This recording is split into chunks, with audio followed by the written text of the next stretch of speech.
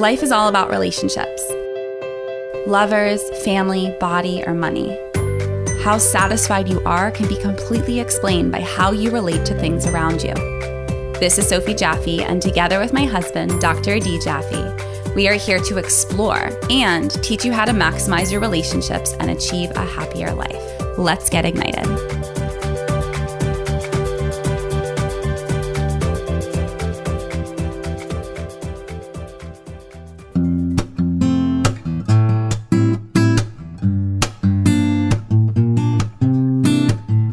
This episode of Ignited is brought to you by Chosen Foods, a San Diego-based health food company best known for starting the avocado oil craze. You know, I love avocado oil because I can't burn down the kitchen. I mean, it has a really, really high smoke point, like 500 degrees, and a really beautiful neutral flavor, so I don't mess up the food even if I forget it on the stove for a little too long, which, let's admit, happens every once in a while.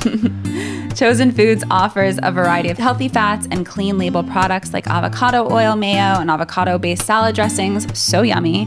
And they're helping people on their wellness journey through the promotion of natural, real food made with clean label ingredients. So for 50% off your order of $10 and more, all you got to do is visit chosenfoods.com/ignited and use promo code IGNITED50. That's IGNTD 50 during checkout. Awesome. Hello, everybody, and welcome to this episode of the Ignited podcast. I'm Adi Jaffe. And I'm Sophie Jaffe.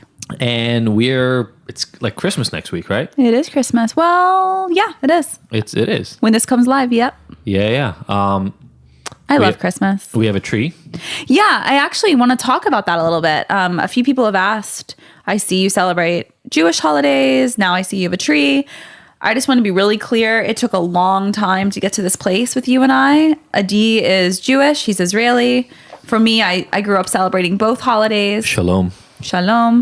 I always had a Christmas tree in my house growing up. It meant the world to me. The smell, the beautiful lights, the stockings, the Christmas morning, the breakfast, all of it. It just, picking out the tree, all of it's very nostalgic. So it's been really fun to experience that with the kids. And it's also really fun to celebrate the Jewish holidays and make it our own. Totally. And it meant, if I can be honest, it meant like the people who hate us when I grew up. It's kind of, that's why it took so long. It's like Christians versus Jews. Like it literally went back to the level of like, oh, these are the people who try to kill us and we want to buy a tree to celebrate their religion. Yeah, I mean, I think this is a testament to who we are, and we have kind of our feet in different schools of thought in different ways for like psychology, for the way that we eat, for the way I feel like that's how we are, is we're kind of like really open-minded and not putting ourselves in a box when it comes to addiction or anything. Yeah, it's figuring out what works for us. And it's been a journey. Yeah. It wasn't like that. Like you said, I think the first 3 or 4 years we were together, we had no tree. Yeah, we had lots of therapy appointments about it. We did. We worked it out. We figured out. We got to the essence of what your resistance and my insistence, and found a middle ground. Persistence, and it led to this. And then we got like a Hanukkah bush, which grew. And it was a very small one, and then it got bigger, and then all of a sudden it had Christmas ornaments on it. It's been a slow transformation, but a beautiful one. Wait, what happened? How did we get here? No, I'm just kidding. Yeah, it's definitely been a journey, like so many of the other pieces of the puzzle for us. I think the moral, though, really is just to figure out what works for you. There are no rules, just like in relationships. We've been talking about that this whole podcast. Like, there are no must-dos or must anything in relationships, the way it should look, the way it should feel. It's you two people or your family and what works for you. And that's the most important thing, is being authentic to that. Yeah. And I think that's true as you get to the end of this year and you kind of start, everybody has this time right now where they start considering, what do I want my next year to be like? I don't know about you, but I'm getting all these emails now on resolutions and will your 2019 be like your 2018? My 2018 was pretty good. I'm happy to report. Mine was pretty challenging the first half with being pregnant with Noah. It was really rough, actually. And then it ended up, once Noah was here, it turned around. It was a challenging birth, and those first few months afterwards were hard in terms of my own recovery, but she's an angel and such a blessing to have her in our lives. She's completely rebalanced our family. So there's a lot of good and there's a lot of hard stuff, and that's okay. That's totally normal life. I hope that in 2019, personally, I can work more efficiently with bigger accounts and bigger sponsorships that pay more so that I can do a little less work. And I hope that philosophy starts to be a little more profitable so that I can sit back a little bit. And I'm still going to work hard. I still have every intention of that, but just spend a little more time with my family and a little less time on a computer or my phone. Yeah. It's been, I feel like the last little bit has been hard for me. The year started out pretty good. There's just a lot. There's a lot happening right now. And, with Noah being here, it just adds this extra layer of kind of filling in every moment that we had free before to do what we wanted to, that now gets filled in. But she's the smiliest little monkey on the face of the earth. And so it's always fun. It's always fun to kind of get feed off of that with her.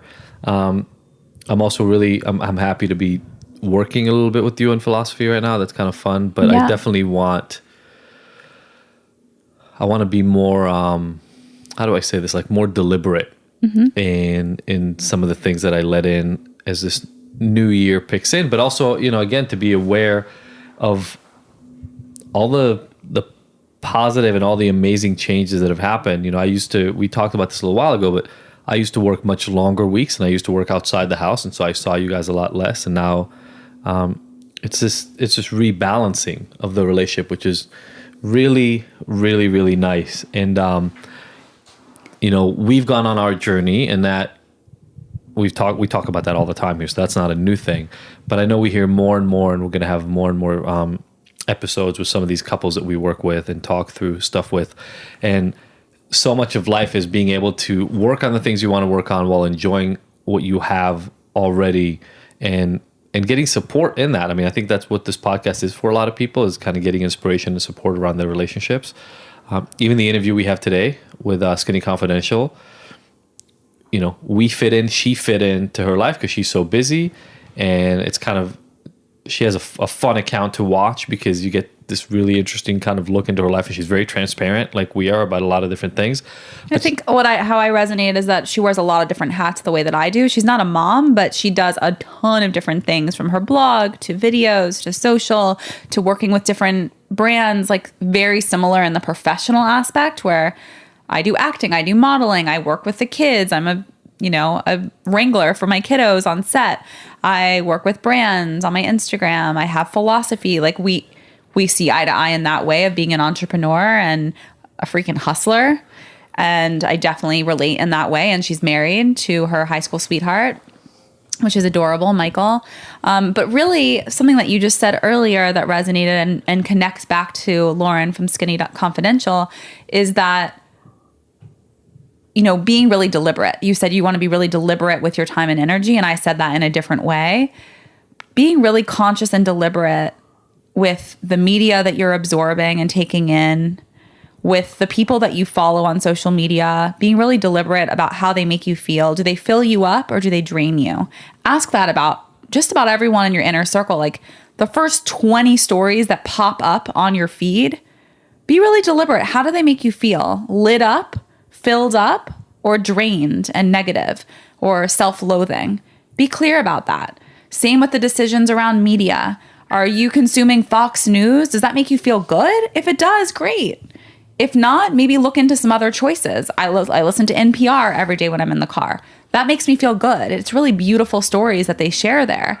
I was just getting a manicure and the regular news was on, and one story after another was about death and murder and really dark, negative stuff. And we have a choice. We have a choice in what we consume. We have a choice in who we follow. We have a choice in what we want to put in our mouths. We have a choice in who we spend our time and energy with. So in 2019, my hope for all of you is to get really crystal clear now, a week or so before the new year. What is it that you want to consume? Maybe you go on a little cleanse now, or, just after the holidays, as we go in. A cleanse with your food, a philosophy cleanse is a great place to start. We have a 5-day, a 10-day, a 14-day option. Maybe going on a social media detox. I know for me, I'm going to go on a little sabbatical work-wise for Instagram, not do any work that's sponsored or anything like that, just so I can have a little break and a breather and really take in what I want to and work with the accounts I want to work with. It's just important. It's important for balance. My best friend from home, one of my best friends from home who has a new baby who's 4 months old, she took Facebook and Instagram off her phone. She said, for 2 weeks, I'm taking it off because it became excessive. It became negative, a negative source. You have a choice. Yeah. Speaking of choice, by the way, a lot of you got really excited about this giveaway thing. Yeah. We're giving away. And so if in this new year you want to help your relationship, we got 5 couples, 5 people who entered and ended up winning our relationship giveaway. Yeah. So you're going to get our free relationship intro workshop. And I don't have a drum roll, but can you do like a little mini drum roll? All right. Thank you for that. The first winner is, and I'm going to go all by your handles, The Glow Wellness. Thank you for entering and tagging and all of beautiful stuff. Next one is Cosmic Millennial. Then Sure Deers. I hope I'm pronouncing these handles right. The fourth one is Momentary Muse. And then Meg's Collective. These are the 5 winners that we have. Do me a favor, contact us. We'll also tag and reach out to you directly on Insta. And we're really excited to give this out to you. I think this is such a great way to start the new year, is to have these amazing tools to work on all your relationships, your family relationships, your social relationships, and your romantic relationships. Yeah, you'll see that this is not just, it's definitely an amazing relationship course for your partner and you, but you'll see it bleeds into every other part of your life, from the way you treat yourself to the way you treat your friends, to what you expect, to boundaries, just giving you tools to transform your relationships into what they will be next and what you hope for them to be. Yeah, absolutely. And again, right, a lot of times it's kind of interesting that people pick the beginning of the year to create the changes, because I feel like you don't have to wait. Like you were saying about the cleanse, you can just go. Yep, just start now. You want to make changes, just go. Yeah, see what serves you, see what doesn't. Take classes, reach out to people that you trust. Yeah. Get answers to questions, ask questions, stay curious, and make changes. This is coming out about a week before Christmas. And if you've got family relationships that need help, if you've got relationships in your life that you feel like really need a tune-up, this is the time to do it. You don't want to, why wait another 2-3 weeks? You're going to see these people, you're going to interact with them, make the best that you can out of it. This is one of the, I feel like, I actually can't even remember. Like, I feel like we normally stay in town, specifically around Christmas. It's not one of the holidays we travel for. And a lot of people are gone. And so, we talked before about the tree, but I didn't grow up celebrating Christmas. So for me, the holidays, like we just had Hanukkah and Thanksgiving. Those are the big holidays that, and Seder used to be for Passover, where the whole family would get together. And look, this is, and what I do for a living, this is a difficult time for a lot of people.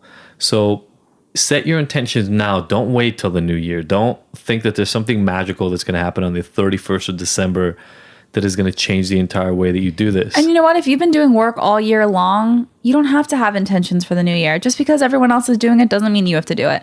If you feel like you're in a good spot, you feel comfortable with where you are, and you've been putting in the work and energy and effort, maybe you're working with a healer, maybe you're working with a therapist regularly, maybe you and your partner are doing workshops together, maybe you and your best friends are getting really deep and setting boundaries and being clear with each other and growing and growing and growing.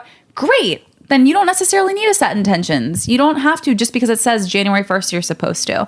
So just really tune in, ask yourself what you'd like to bring more of into your life, what you'd like to let go of, and leave it at that. Yeah. And we're going to have one more episode as the new year comes up. So we'll have some fun, special things for you leading up to that. But check out this amazing episode. This is not an apology, but more like, again, like I was saying, this was recorded in Lauren's car driving up. So you'll have to forgive some of the external noises audio that happen around that. But I really liked her take on things. And for somebody who has a lot of leverage, a lot of attention, and a lot of eyes and ears focused on her on a pretty regular basis, it's nice to see how chill she is about so many of these aspects, and really, as you talked about earlier, Sophie, just kind of settles into her own intuition about the right way for her to do things. Yeah, with no apologies. And trust that. And it's really a beautiful thing to see, because I think a lot of us could benefit from tuning into ourselves a little bit more. Agreed. So thank you all for listening. Check out our little sponsorship here in the middle, and we will see you on the other side. Merry Christmas if you celebrate. Bye. Mwah.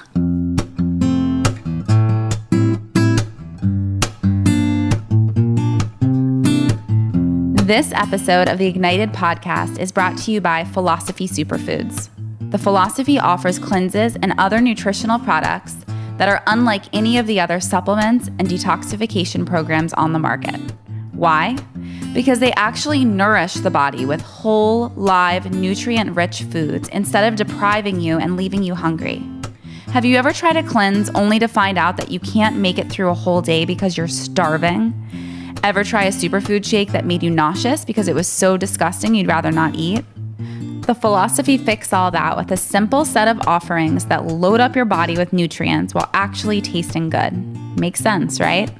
Each of the Philosophy superfood and protein blends is vegan, raw, gluten-free, and has absolutely no filler ingredients. With over 15,000 satisfied customers, including some of the world's biggest celebrities like George Clooney, Gerard Butler, Lea Michele, and over 10 years of experience, this is the best stuff you can get. To buy some or find out more info, go to our website, thephilosophy.com.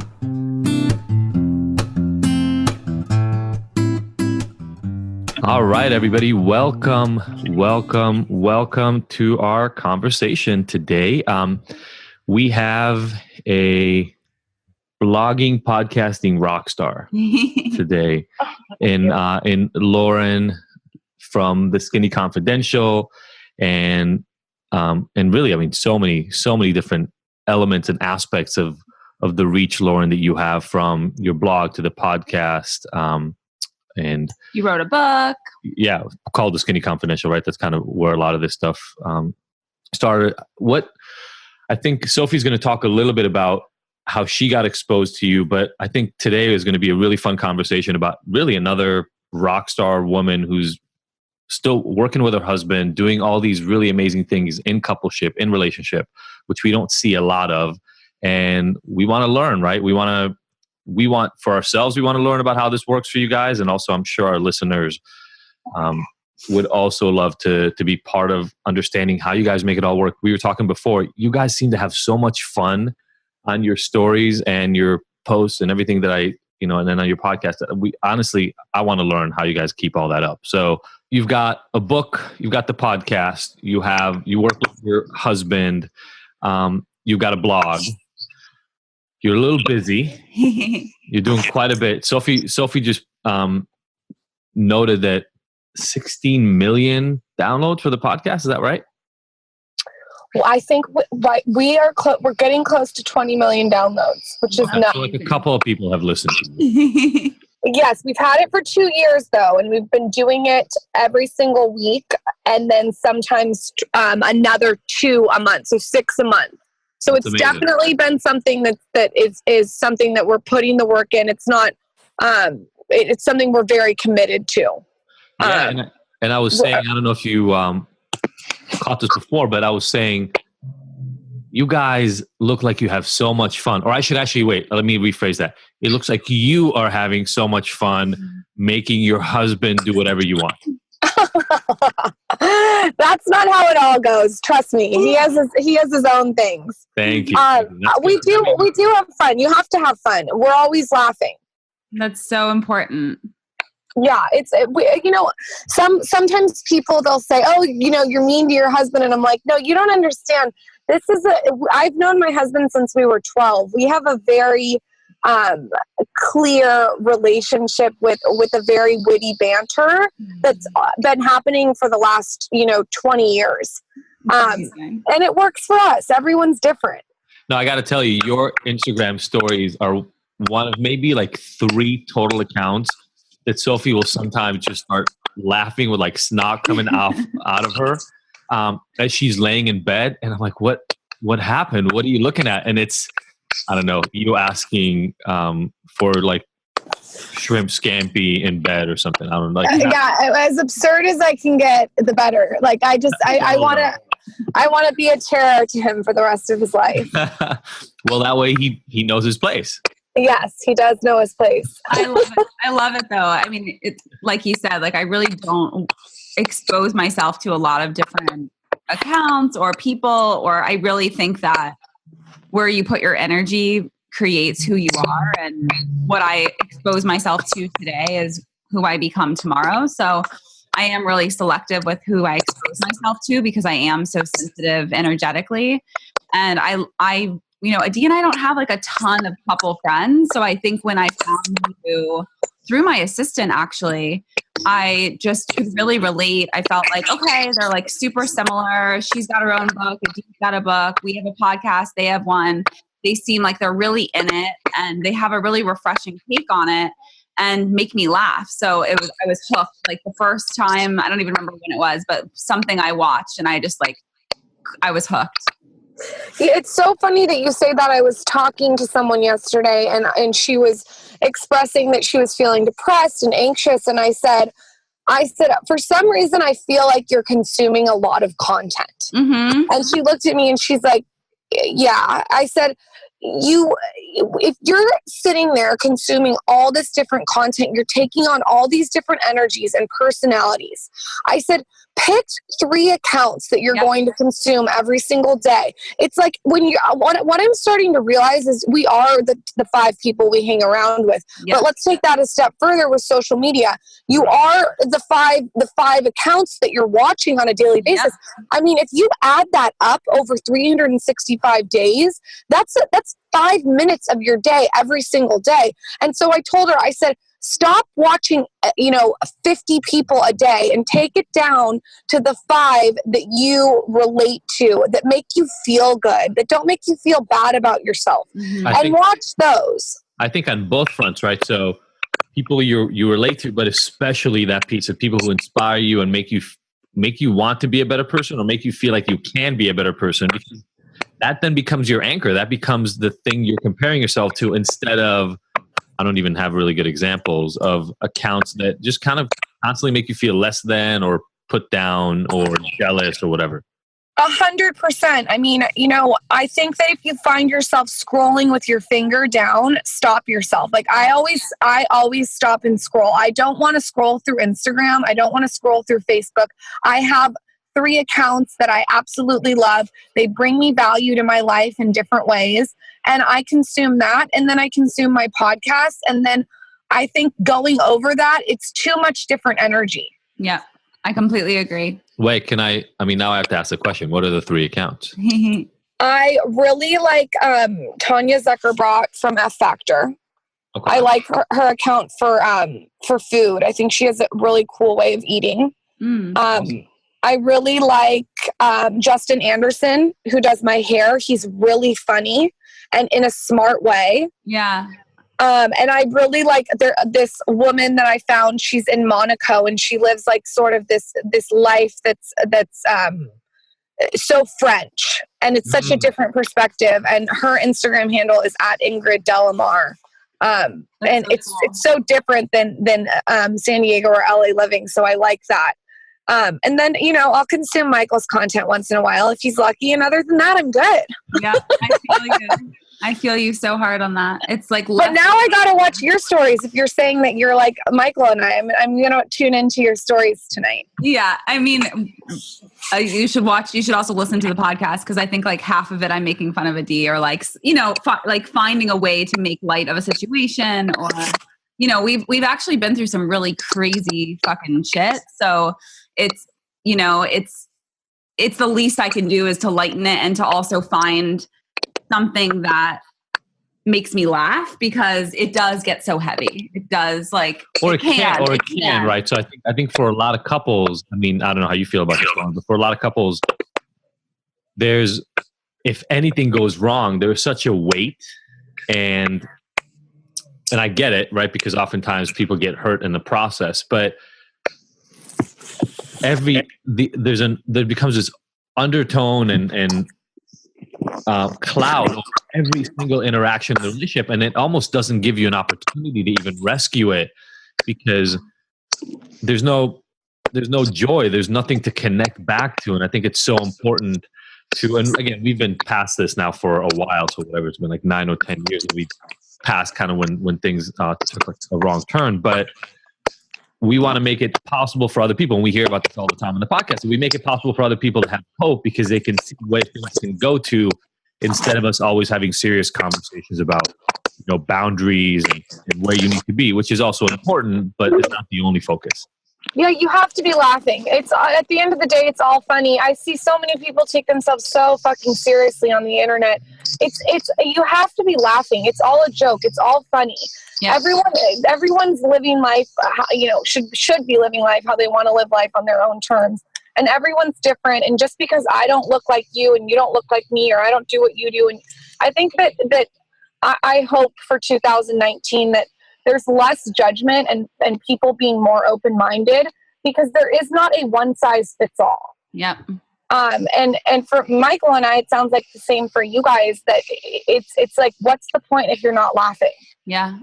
It's just, it does. I mean, we have 3 kids now, and it feels like it goes by so quickly. And there's so many things, never mind all our past experiences. If that never even happened, just being parents and working together on the podcast and leading workshops together for couples, and then each of us doing our own individual stuff. Adi has a book and helps addicts in recovery. And really has a very fresh approach to that. And that's serious work, like at the end of the day, like he's saving people's lives. And meanwhile, I have a superfood company and I'm helping people in a different way, but we're just so full, and it's so easy to just be like annoyed with little things, like just normal relationship things. It's so easy to take it out on your partner. And when really at the end of the day, like we have each other, we want to enhance our lives and connect on a real level and appreciate what it is that we've created. And you can relate to this, like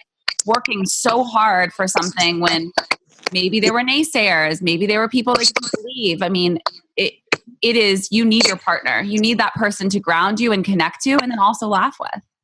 Absolutely. I completely agree with you guys. I do have to say, I love your superfood company. Oh, thank you. I think the packaging and the branding and obviously the ingredients are amazing. Oh, thanks. Well, send you more. And I mean, at the end of the day, you guys must look at each other, and right now you get to work right now from home. Yeah. You're working together. I mean, what's better? Nothing. No, absolutely. Let me ask a question, because you guys have known each other since you were 12? Yes. First of all, I want to hear more, because you don't hear a lot of those stories, and that always makes me feel good about couples who is totally wrong. There have been bumps along the road for you too, and you had to work through them to get to this place. So that's amazing by itself.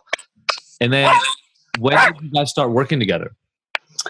Michael and I met when we were 12 years old in 6th grade. He says always that sorry, it was my dogs barking in the background. Oh, good. He says that I looked like a teacher. And he was like so short and tiny. We met, we immediately liked each other, which is really funny because we were so different in height. And we dated, if you could call it that, from 12 to 15. My dad found us in the closet when we were 14 years old. Oh no. Half naked. So we had sort of a very adult relationship when we were very little, and then we broke up and went our separate ways. And I dated, all the older guys and did all that in high school, but we always would like kind of come back to each other a little bit. And then we went off to college, and I kind of wasn't interested, and he pursued me, and I'll try to make it as quick as possible. He pursued me. Basically, we got back together in college. And then we ended up dating. We dated for 6 years. We definitely took our time, and then we got engaged, and we were engaged for 4 years. Amazing. What I think is important that we tell our single friends all the time, and for sure is part of our story. And I love that it ended up being part of yours too. I have never found a really high functioning relationship and that lasts long that did not have a serious breakup somewhere in the middle. They almost all have this, not even momentary, like a relatively long break. And it's so funny how many couples I know, how many people I know who kind of look at any relationship that ends as if it's doomed. And I always tell them, look, everybody who I know who survived 10, 15, 20-year-long relationships has broken up at some point. I mean, my parents did that. Sophie's parents had ended up having that. I mean, even including her stepmom. So now, like, everybody has had these moments of having to break away, almost to recognize the power and the value of the relationship. Absolutely. I think for me, I'm obsessed with the fact that we broke up because I think Michael became, I think he thought of it as a challenge, and I think it presented it like that, and it made him really, really, really pursue me. I like love that we broke up. We went off, we did our own thing. And I think that in a way it's like that animalistic thing. Michael had to hunt me out because I was doing my own thing. I'm so glad we broke up for that long. We broke up for, from ninth grade to college. And I wouldn't take that back at all. I think sometimes too with men, they need to have things taken away, like toys, to really value what they have in front of them. I 100% agree. I wasn't doing that on purpose, but looking back, I'm like, oh my God, it was a smart bitch in high school. Yeah. I was talking about this last night, and with a D, like, I hate that I have to become this person, but the only way that he actually listens to what I'm saying is me threatening his life. Like, I literally have to be like, I'm taking our children, I'm moving to Botswana, like, you must listen to what I'm saying right now. And then he's like, oh, were you saying something? But unless I threaten his life, we're not getting anywhere. I love a good life threat. That works great. Sometimes what I do is I call this the Megan Fox. I'll go dead silent for like 3 days. And I'm so good at it. And my husband is such a talker. It seems like I'm the talker, but it's actually him. And he can't stand it. He's crawling out of his skin. And I just will fuck with him and just do head nods and just be so aloof like a poodle. And the reason I call that the Megan Fox is because if you Google why Megan Fox and Austin Green got a divorce is because she would go days without talking and he didn't know what to do. Oh. So I love a good silent treatment for a good 3 days. And if he's really acting up, I'll go 5. Lauren, and then I'll say, don't fuck with me. I'll go longer. There are a couple, I just got to point out as the guy, there are a couple of parts of this are my favorite. You got this technique from a woman who divorced her husband because of it. And you borrowed it. You were like, I'm going to use this. This is fucking great. Let me put this into play in my relationship. Secondly, as the guy who talks a lot in this relationship, Sophie can talk a lot, but I could totally see her withdrawing in this way. Does it take Michael a day sometimes to realize that you're not talking? Yeah, he goes crazy. And you know what? It works every single time. It's like I have this whole toolbox of tools to use, and I just keep using the hammer. And I'm like, when are you going to let me use the nails, man? It's it's so easy. That's fucking hilarious. Yep, it really is. So just to be clear, because I think we do have at this point maybe still 4 guys listening to this episode. You're not by any chance suggesting that men are either less mature or dumber than women. I mean, I think that that's maybe a blanket statement. I'm suggesting that I'm just talking about my husband. that for my husband, I have learned certain techniques that work very well when he's acting up. I love it. So if you could actually do silent treatment more often than threatening to move to Botswana. Nope. I don't know that you've ever... Has Botswana really ever come up in a conversation? know what I mean? Like go to sleep at your parents. Yeah, same idea. Okay, I guess that's like, I mean, they're almost by Echo Park. So for LA standards, that is like Botswana. Yeah. I like Botswana though. We'll use whatever works. Yeah.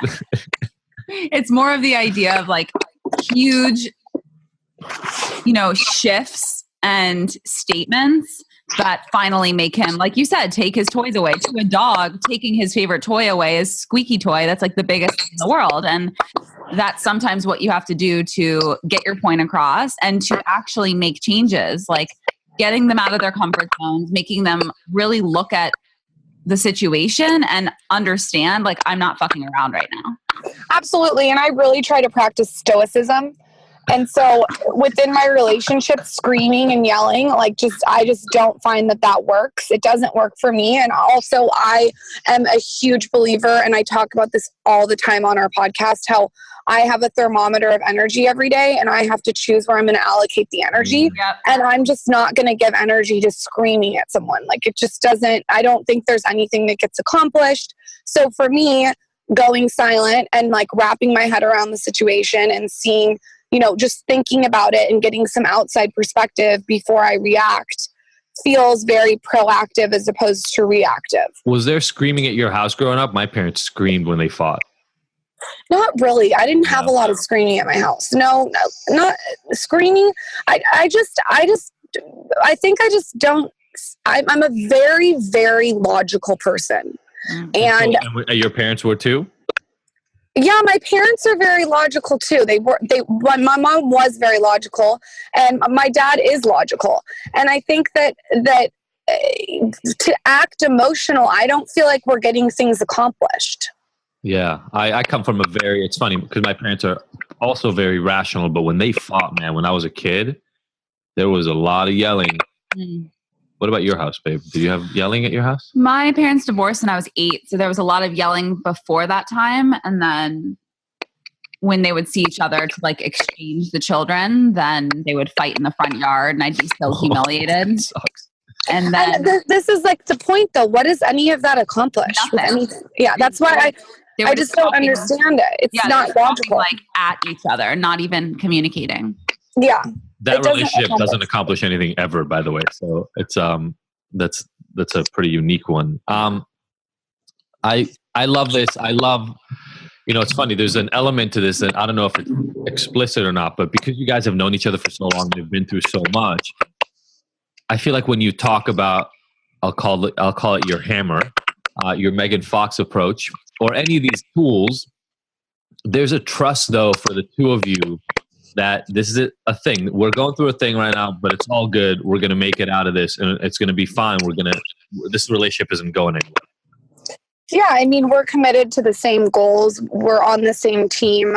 This isn't just, and I don't say just in a mean way. I mean, we're not in it together for a relationship only. We're also business partners. Yeah. We both have a very clear vision. We try to be visionaries. And I think when there's all these different layers and dynamics, but at the end of the day, you can lay your head down on the pillow and know you're building towards the same team. Maybe the little things don't matter as much. Yeah. I mean, I think that's probably true. A lot of couples don't, even about the relationship, let alone about any projects they take on together, have these long-term purposeful goals moving forward so that you can always kind of keep your eye on the prize. Yeah, I think that whatever I think that you should set an intention in your relationship. So if you're listening and you're out there and you have this relationship, whatever that looks like, whether it's literally an escort situation or you're married or you're just girlfriend and boyfriend and that's how you're going to do a Goldie Hawn, situation, like whatever it is, like you both should sit down and set your intention. And it's funny because I did this with my business when I first started. It's called Creating a Compelling Future by Design. And I think you can use that strategy to do that with your relationship too. Now that's also coming from a very logical standpoint. This is me being like non-emotional about it and being more logical. I think that Michael is the same like that. So it works for us. Sometimes it's not always romantic and fun and you have to sit down and have those hard conversations, but I do think at the end of the day, if you set your intention and you know what you're both committed to overall, it's a lot easier to be within that relationship and know who's supposed to be doing what and doing it when. Yeah, I completely agree. And I think that intention is constantly shifting as well. Like, maybe every 6 months you need to check back in and check in with that intention, check in with the goals. Maybe it's every 3 months, maybe it's once a year, but I know that I feel a little bit off kilter and off balance when we haven't checked in a while.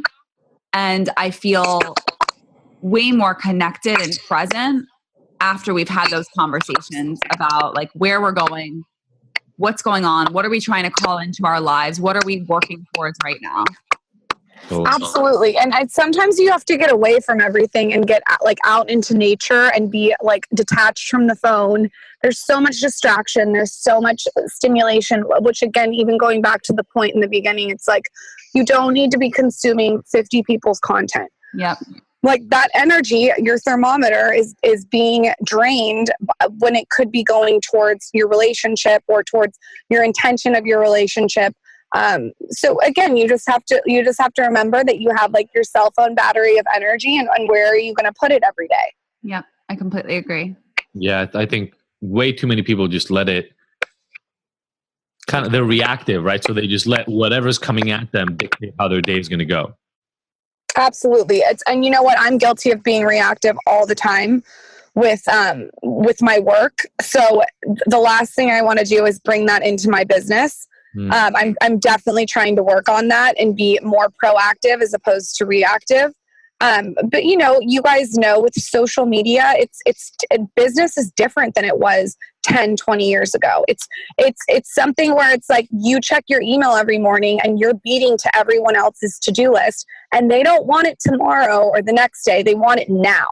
Mm-hmm. Yeah. So we're living in like this, like such a now culture that it is hard to be proactive as opposed to reactive. It's almost like you feel like you can never get ahead. You're on this hamster wheel. So in a relationship, when it's one-on-one, I do think it's important to lay the foundation and be more proactive as opposed to reactive. Yeah, absolutely.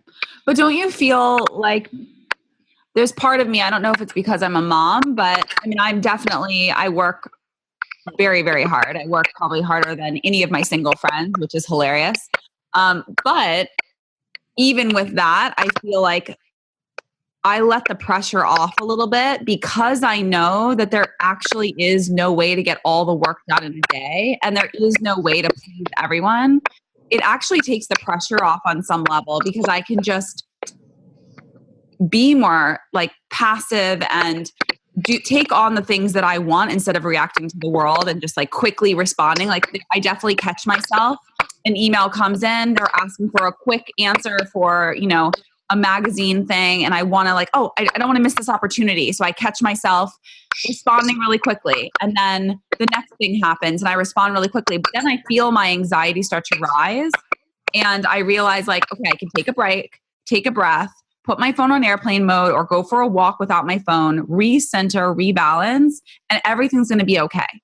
There's no race. And as long as I can continue reminding myself that, then the day becomes much more about me and much less about everybody else.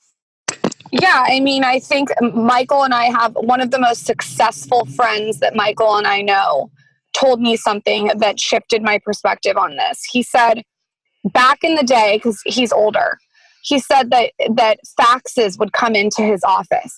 And he had a huge pile of paper and he would put the faxes down and stack them and stack them and stack them. And a month would go by. And then he would go through all the faxes. And every single thing mostly in the pile, he said 90% of it had solved itself. Yeah. And for me, that really gave me perspective. And I think what you just said, though, is everything you just said is a practice. It's not something that you just wake up as a business owner and know. Mm-hmm. It's something that you again, it's an intention to be like, okay, I don't need to respond to the 300 emails. I'm not going to get to every DM. For 5 years, I was, inbox at 0. All my DMs responded to. How can I get it all done? I want to lay my head down on the pillow and everything's done. But then it becomes a point where it is impossible. Yeah. And that gives you, it's liberating. It gives you, it's almost therapeutic, because it's like, you know what? I'm not going to get everything fucking done. It's not going to happen. And, you know, at the end of the day, like for you, I'm working for myself. And so I'm not working for everyone else's to-do list. Exactly. I prioritize my time and I write down the 7 things that I need to get done every single day. And those are the first 7 things that I'm getting done. Yep. So, and nothing's going to get in the way of that. Yeah. And, you know, that's a practice. Being really clear on that is everything. I mean, even for me, like a lot of times when I get really clear, like I'll have a whole calendar of things to do. And then I sit down on my good mornings, right, when I'm actually practicing, and I'll go to the notes in my phone and I'll just write a note to myself. Like this is the way that I want to feel today. And this is what I really want to make sure that I hit. And very often the best days are the ones when I set that intention. And very often the days that I write down very specific tasks that I want to do with even my kids or my husband, like 15 minutes in the middle of the day to like kiss a D and tell him how much I love him. Like we work from home and like you'd think that we're like all day able to interact, but we're really not, because we're in our own little bubbles doing stuff. But if I write down in the morning, like I'm going to take the time to connect with a D in the middle of the day, my whole day feels better for it. If I write down, I want to make cupcakes with Leo, and then I do that, it feels so satisfying, because when I started my day, I knew that making those cupcakes would make me feel good and fulfilled. So it's like little things that you can set the tone for your entire day by just setting intentions, writing yourself a little love note, and like, this is what's going to make you feel fulfilled today. And then doing the best you can to meet that. And I love that you said 7 things, like keeping it simple. It doesn't have to be 7, doesn't have to be 10 or 5. It's just keeping it really simple to things that would make you feel fulfilled that day if you check them off your list. Yeah, totally. I completely agree with you about setting that intention of doing something in the middle of the day that makes all the difference. I think even adding, like, for me, a morning routine is everything. Yeah. I think that that's the foundation of the day. And I have taken control of my own mornings lately. I used to wake up, put my phone in my face, check my email, respond to my text messages, scroll through Instagram. I don't do that anymore. I wake up, I put on a podcast, I make the bed, I meditate, I get light, I move, I walk to get coffee. I don't wake up beating to what everyone else wants me to do. Yep. My husband knows, like, and this is not even funny, I'm being dead serious. Like, probably don't talk to me until 10. Yeah. I don't want to talk about, you know, money or business or, you know, who we're interviewing that day. Like, I want to just be. And here's the thing. It's so funny, because when you work for yourself and you're running a business, you think, oh, the bigger it gets, the more freedom I'm going to have. Right. And then you go through this transition and you're like, wait a minute, the bigger it gets, the more there is to do. Mm-hmm. And then you have to step back and you have to rewire it. And you have to be like, wait, the reason that I wanted to work for myself is so I could have the freedom to do what I want to do. Yeah. And now I'm being reactive, and it's like so the morning for me, they're just mine, and I'm taking control over it. And I think when you, again, set that intention, it makes all the difference. Yeah. No, absolutely. I actually started now writing a checklist of like a list of things that I need to do. Cause I was the same way. I used to wake up and immediately go to emails and answering everything. And I started using a 5-minute journal. I don't know if you've ever heard it or used it, but I love it because it has me set up what am I looking forward to and what would make today great, kind of like Sophie pointed out. Well, yeah, and there's only 3 blanks, right? Yeah, it's like 3 things I'm grateful for, 3 things that would make today great, and an affirmation. And it's super simple, but I do the same. I have this thing like drink water, do my journal, move. So for me, that might be like a little run or push-ups, whatever the thing is, to just get my body going. And then the kids have to get woken up and breakfast. So it blocks out this time for me to kind of center, instead of having to run to what everybody else wanted, which then just sets my day up. Like I have when that used to happen, I would have no idea if I'm going to be in a good mood or a bad mood within 5 minutes of waking up. Yeah, it's not a way to wake up. And I say what that is you're waking up with cortisol. And I'm starting to realize, and this is again why I follow the French lady that I told you guys about, is cortisol in America is a real thing, and it's making us gain weight, and it's making us bitchy, and it's making us reactive, and it's making us short-tempered. So like even in the middle of the day when I am having lunch, I don't want to eat lunch standing up, stuffing my face while I'm on a conference call, like doing 500 things at once. I want to sit down. I want to listen to a podcast. I want to enjoy what I'm eating, and I want to get my cortisol down. And that's another thing that I've learned after 8 years of being in business. You know, it's always a learning process. You're always learning and practicing. Sure.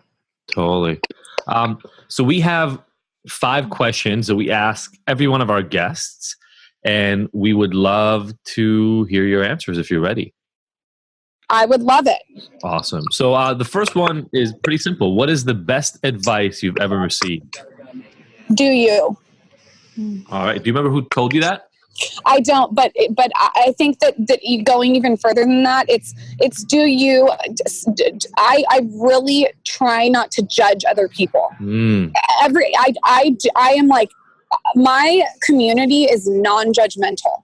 Everyone is different. It doesn't, whatever that looks like, we're pretty open. I mean, I think judging people is such a fucking waste of energy. Oh, I love that. That is so the way I live. I mean, Sophie and I have these conversations sometimes. I don't want to hang out with people who talk behind other people's backs. I don't want to be part of those conversations. I don't need that in my reality. I don't want to let it into my sphere of existence. Nope, neither do I. I don't have time for it. If you're not talking about ideas or something interesting, I don't want to talking about other people and deflecting insecurities on the other people. I don't understand how people could allocate their energy towards it. So do you? Totally agree. So do you, and let other people do them. I love that too. 100%. That's so great. What has been your proudest moment to date? My proudest moment to date. Probably the ability to put my grandmother on the platform. That would, like, looking back to have those memories on my blog is really, really special to me. What is another proud moment? I'm trying to think of something that's, you know, to be really honest with you, people ask me about like epiphanies and stuff. My profession has been such a slow build. It's been like a mountain that I'm chipping away at every single day. There's not been this one time that I woke up and like swung a ball and the whole mountain crashed down. I haven't had anything like that. It's been every day I wake up, I rinse and repeat, I chip away. It's very slow. So nothing feels like this moment that I can remember. Okay. All right. That's honest. What on the flip side has been your most, or one of your most difficult moments? My most difficult moment has probably been in business or just in life. In life. Probably when my mom passed away. Yeah. I also had a horrible jaw surgery that I'm getting ready to write about. I had an identity crisis for like 3 years, and not an identity crisis where I would look in the mirror and not recognize myself. And it sounds very superficial, but it really fucks with you. I did not recognize myself in the mirror for 3 years. Wow. So that was like it was a very weird time. Because of the surgery you went through? Yes. Basically, they broke my entire face, and I was just a swollen face for 3 years. So that was probably difficult. You know, my sister was an addict for many years of her life. We did a podcast on that. That was another difficult moment. Oh, wow. But everything that's happened there's so many positives that's come out of it. So, you know, I'm a believer that adversity does, this is so cliche, but it does give you an armor. Oh, yeah. Oh, totally. Yeah. Absolutely. Resilience, right?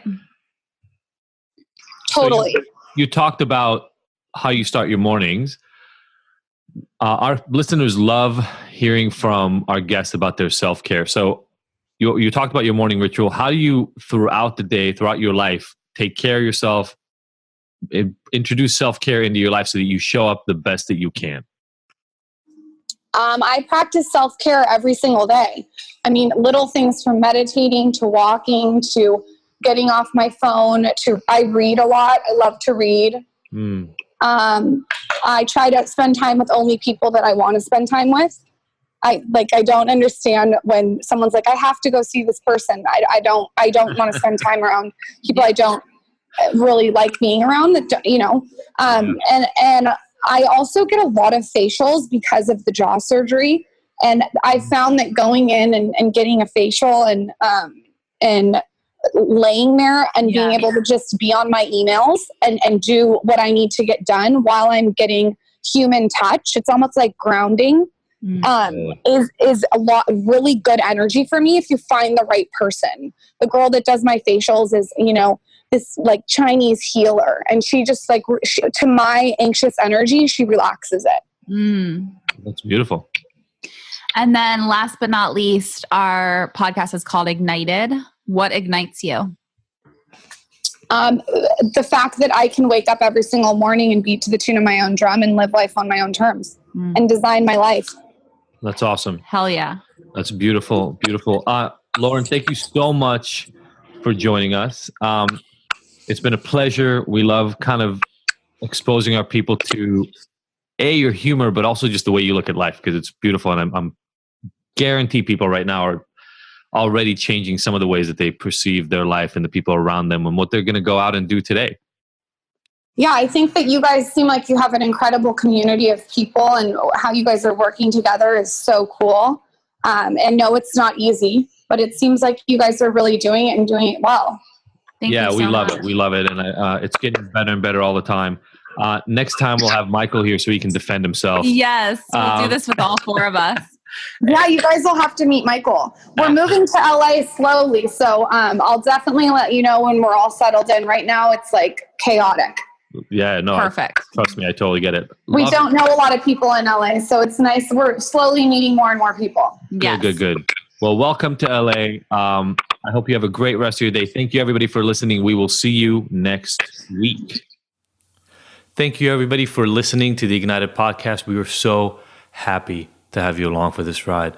Please go and subscribe to this. Leave us a review. We love hearing from you. And if you want more, don't forget to go to ignited.com, where all the podcast episodes are available with show notes and so many of the little details and links from each one of these interviews. And you can look at all the future events that we have going on, all the things that make Ignited so special, even beyond this recording. Again, thank you so much for joining us. We will see you next week.